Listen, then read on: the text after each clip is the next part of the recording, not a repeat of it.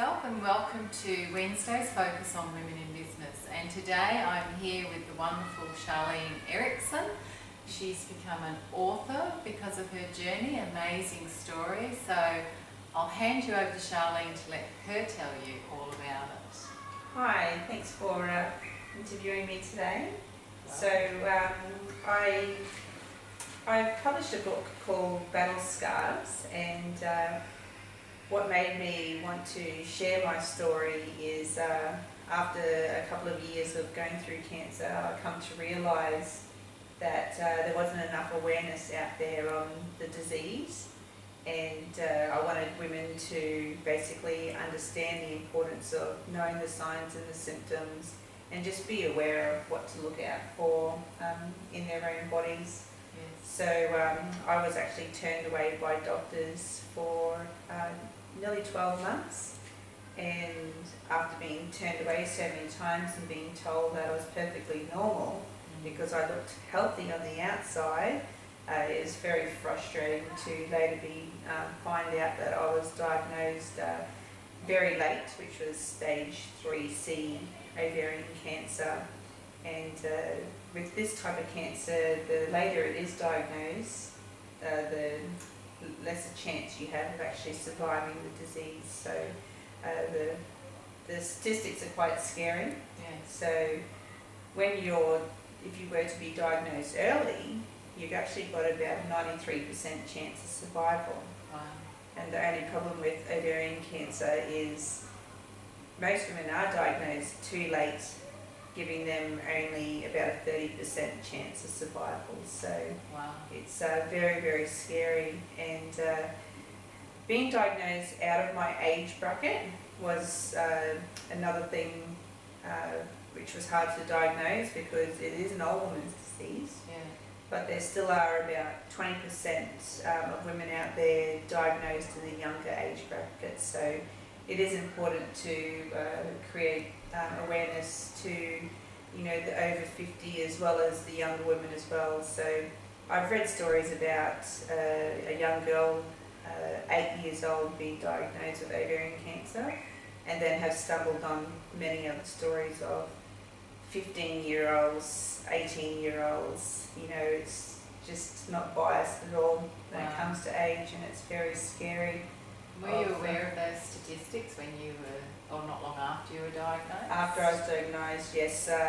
Some of the first pamphlets that were given to me in hospital, on the very front page, said you have 33% chance of survival, and that's very scary, very daunting, and it made me very, very angry with the doctors that misdiagnosed me, because I knew something was wrong with me. I had very bad abdominal bloating, Yes. abdominal pains. I had just about every single symptom in the list of symptoms that we should be aware about. Yeah. And back and forth, looking completely healthy on the outside. So the reason for the book was to bring more awareness. So what would you say to a woman who knows there's something wrong that went through and the doctors are saying you're perfectly fine? What advice? I'd say don't fob it off, take it seriously. If the doctor tells you you're fine, but you trust in your instincts and knowing that something's not quite right, go and get a second opinion, a third opinion, a fourth opinion if you have to. Yes.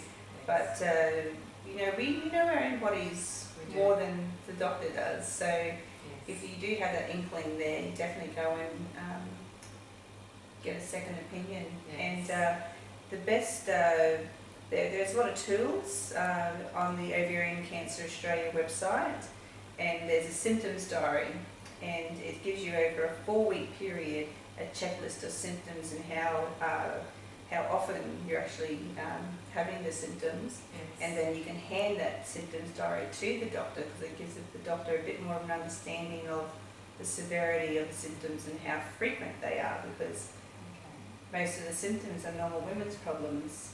So, and so I'm assuming that you have things in your book that's like a self-help for people who are already diagnosed or prior to the whole journey? absolutely. So the majority of the story is about my experience, but I've found after talking to many women that my experience is very common most people that are diagnosed with ovarian cancer have had the same problems, being just misdiagnosed, in and out of doctors, exactly the same symptoms. Yeah. And women, unfortunately, some good friends of mine have been diagnosed since reading my book. Wow. And a couple of them diagnosed early, so I think people reading my book, it actually gives them a little bit more push to go and see a doctor, because sometimes we say to ourselves, oh no, we're just being silly, nothing's wrong, you just fob it off. Yeah. But we really need to take these things serious, because more and more women are being diagnosed Yes. every year. Yeah. So it's great that you're raising this awareness, and two people who you know have now got into the 90-something% bracket That's exactly as opposed right. to the 30-something. So Absolutely. that's pretty amazing. Yeah. And so the book was, how do you think your chances of survival were improved? Because obviously you only had a small percentage of statistically, but here you are. So I've beaten the odds, basically. So Yeah. statistically, I've beaten the odds. Yes. Initially diagnosed, they did say to me that they're very sorry that an operation wasn't possible, Yeah. and chemotherapy wasn't likely either. But I was very lucky enough for my oncologist to find a surgeon that was willing to operate. And I think them knowing my story, I was young, I have young children, Yes. and it sort of gave them a bit more of a push to actually do something about it, because I think I was very strong Yes. up here too. Yeah. So I wasn't going to give up, and I was going to fight with everything that I had, and I think that was on my side. And how long has As well. it been since the diagnosis and the operation? So October 2014 I was diagnosed. I started chemotherapy in December 2014, and I had 6 months worth of treatment, Yes. and then a following nearly 12 months of like an Avastin maintenance drug that was to keep the cancer away. Yes. And I've been on my own for the last 8 weeks now without any medications at all. So Wonderful.